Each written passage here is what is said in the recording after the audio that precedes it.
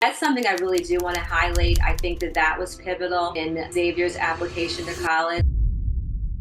Now, this is an issue that when I was going through the process with both my kids when they were in high school, which was more important or which one was better fit for my kids, advanced placement versus dual enrollment. The different things that stood out to me is obviously advanced placements are held at the school. So some people have transportation issues that you may not be able to get to HC or the other community college. At the end of it, at advanced placement, you have to take the exam and you have to get a certain score on that exam. And there's a fee for the test. The tests are not free. And individual colleges determine what school is necessary for the credits. It's scored 1, 2, 3, 4, 5. Some schools only take 4 and 5. Some schools will take a 3. Normally schools don't take a 1 or a 2. Dual enrollment, the great thing about in the state of Maryland, the dual enrollment classes are all free. And those are the classes that you take at the community college. And that was exciting because the fact that they're free, when my daughter Kirsten took the classes, we had to pay for the classes. And when Xavier became a senior, they changed the law and it became free, which was excellent. That's another way to save money. Say you're a junior, you can start taking dual enrollment as a junior, and you can take dual enrollment as a senior. You can have a significant part of your college classes already completed, and you've done that for free. But in some schools, the individual college determines what credits that they'll accept. Additionally, the dual enrollment illustrates that the child or the student can do college level coursework, which is really important. I think looking at my kids' situation, I believe that the dual enrollment was very helpful. And now for Kirsten, her community service and her activities outside of school, she took part in dance company, Girls on the Run, she was a team captain on volleyball. The picture illustrates her activity in Young Women's Giving Circle of Howard County. And that was a community service organization. It was fabulous for her to learn a lot and for her to obviously get some community service out. She additionally was a foster dog parent. She participated in Delta Scholars, had a part-time job, and participated in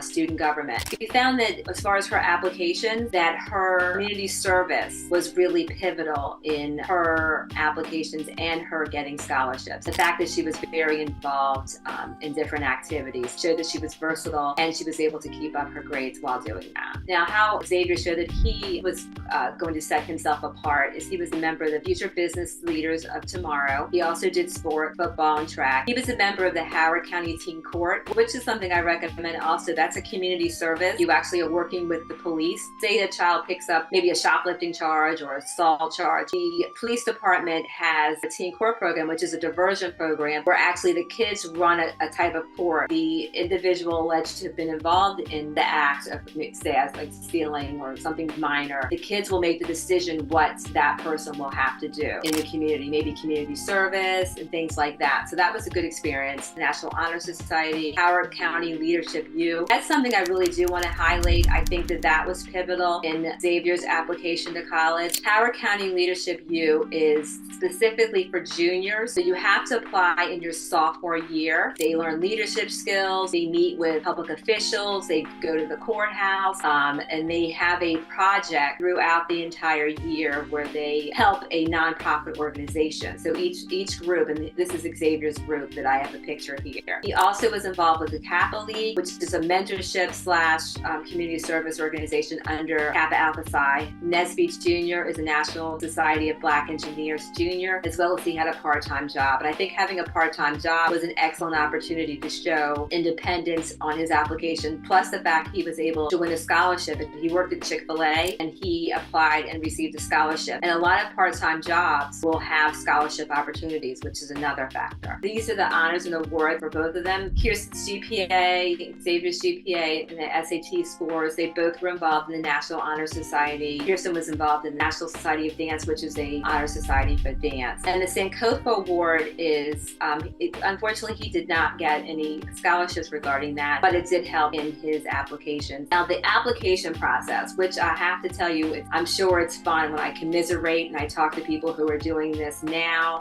It's a difficult process, but it's a necessary process. And with college-bound parenting, I really understood that there was a method to the madness. And once you learn that their method and it's streamlined, it really becomes easy because it's a system. Kirsten is presently a senior at the University of Central Florida. As you can see, the schools that she applied to, she really wanted to go to school in Florida, as you can see with her application. I want to laugh is because the two schools that she didn't get into are the two schools that I made her apply to. And I think that that probably had something to do because she's a little less effort. And I figure that children should really apply and work towards getting and following their dreams and getting into the school that they want to go to. And she's in Florida where she wanted to be. Xavier, he knew that he wanted to be an engineering major. I can tell you his first choice at the time was Duke. He was very disappointed that he did not get into Duke. I think, as our kids, everyone will not get into their first choice, but I think the kids, they land where they should be. And I think that he is attending Georgia Institute of Technology in Atlanta, and that is a wonderful fit for him. And as far as engineering, it's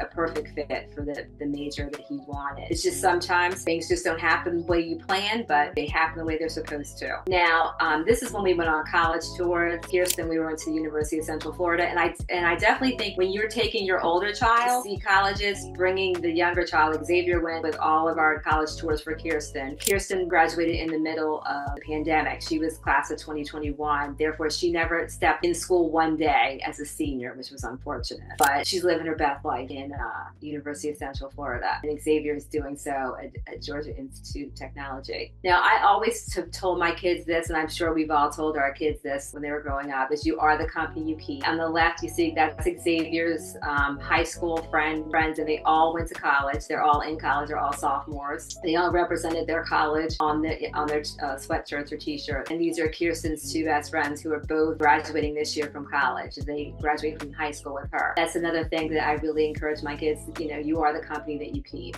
During college, as I've learned, kids obviously aspire to do things like either get a job immediately after school or to continue to graduate school. And they both have continued to be involved in different programs.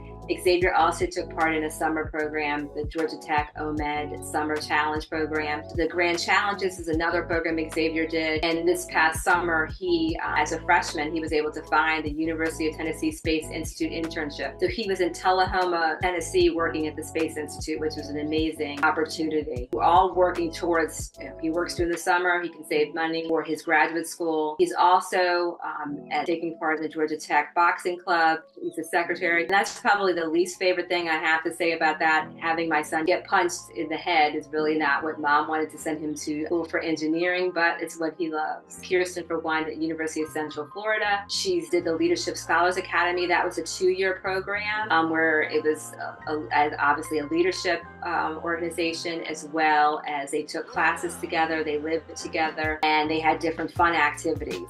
And like I said, the community service. She's also a member of NCNW and another organization, Big Sister, Little Sister, where she's a community service chair. I feel that these things are important as far as continuing her quest for graduate school. And I've made it clear that graduate school's on them, but they are learning from this whole system that they are going to attempt to get their graduate school to be, pretty much paid for as well.